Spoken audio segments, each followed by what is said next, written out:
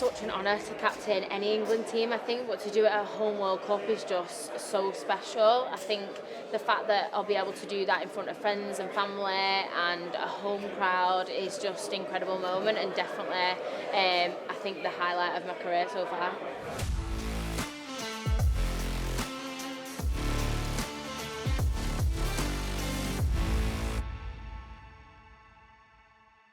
Yeah, definitely. I think the delay has been really positive for overall for our team, and I think a lot of players have worked themselves into the team who probably wouldn't have been in the team last year, which is great for us. The domestic game and the Women's Super League has been incredible this last year, with the top 3 teams all taking a trophy, and I think that's just made the England team really a lot stronger. So hopefully that will put us in a good position for the World Cup.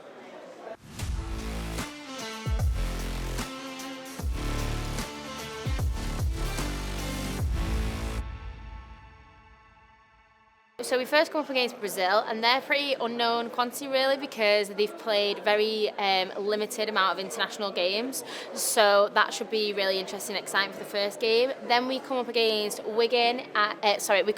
Canada at Wigan, and Canada played in the last World Cup, but obviously with it being 5 years ago, quite a lot has changed in our team and theirs.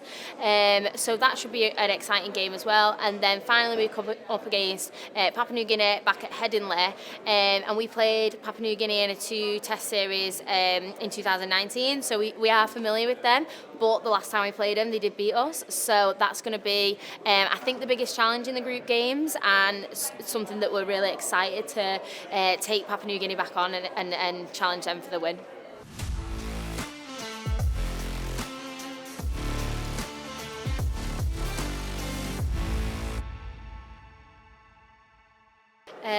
A lot of players. I'm really glad that so many of my teammates are on my team and not on the opposition team. I think probably someone who, I would say Jodie, because I know she's just such a fierce competitor. She absolutely will never back down from a challenge. So it's gonna be tough coming up against her. And then the likes like Amy Hardcastle, who are just so strong, so powerful. Anytime you see her coming at you is, and not probably the best moment. So yeah, I'm really glad that those 2 players are on my team and not against me.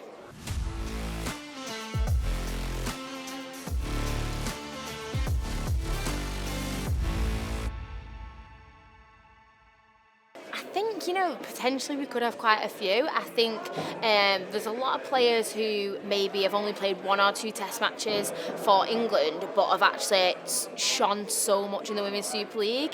The younger players the likes of Holly Dodd, who's won the Women's Youngest Player of the Year, what an opportunity for her to carry that sort of momentum on into the World Cup. I think she's definitely going to be a star.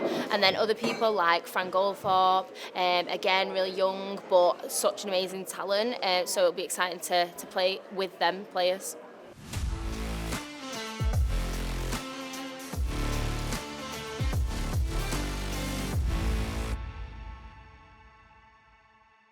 I think just the love of the sport, just so passionate about rugby league, and just, it's just part of you now, and I think that just really motivates you to want to achieve more and to keep pushing yourself to get better and achieve bigger things, and ultimately just be successful in something that you love doing.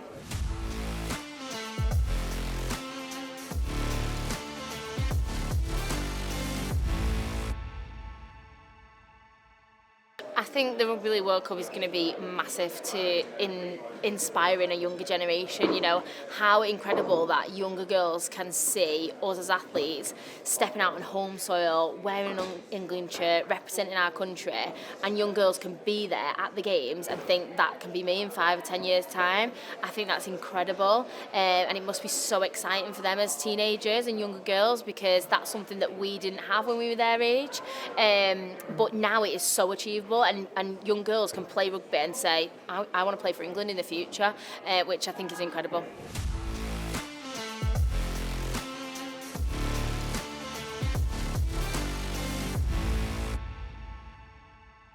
Yeah, I think it's massive for the players and for the sport, that we grow all three tournaments in the same, and the fact that they are equal is such a great opportunity, and really shows the women's and the wheelchair and the men in the same light, which is great, I think, going forward for the sport.